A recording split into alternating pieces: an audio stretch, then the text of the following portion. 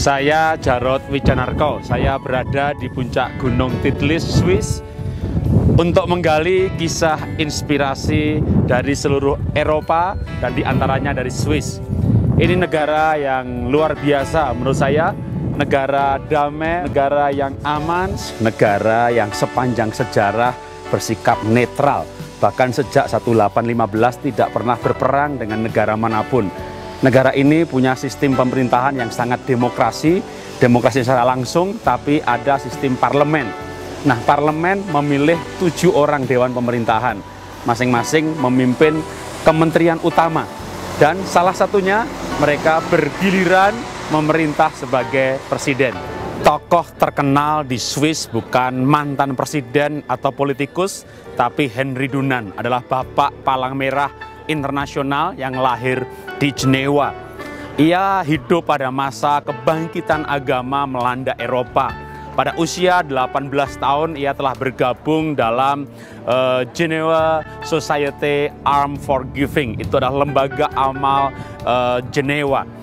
Waktu senggangnya lebih banyak dia gunakan untuk mengunjungi orang-orang di penjara dan merawat kaum miskin. 1852 Dunant mendirikan YMCA, sebuah lembaga keagamaan untuk anak-anak muda, tapi tujuannya adalah sosial.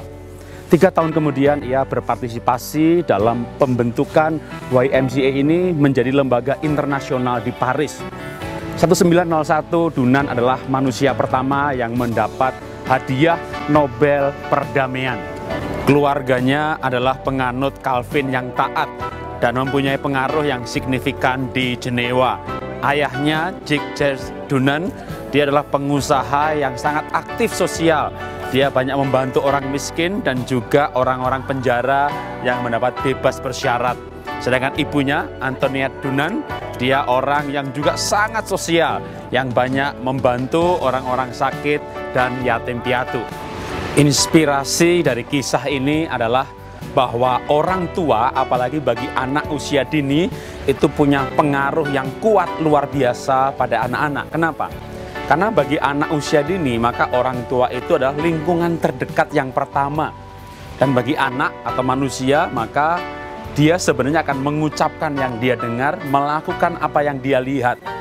Maka ketika orang tua menjadi teladan seperti orang tua Henry Dunant, maka Henry melakukan lebih tajam daripada orang tuanya. Artinya keteladanan menanam karakter yang lebih kuat, melahirkan generasi yang lebih baik. Dan diteliti bahwa ayah yang bermain dengan anaknya itu melahirkan generasi yang lebih cerdas. Karena ternyata untuk menyeimbangkan otak kiri, otak kanan, maka anak ini perlu mengagumi ya teladan ayah dan ibu secara imbang. Jadi bukan hanya ayah yang sibuk bekerja, menghidupi keluarga, tapi juga ayah yang bermain bagi anak-anaknya. Dan juga bukan peran yang terbalik.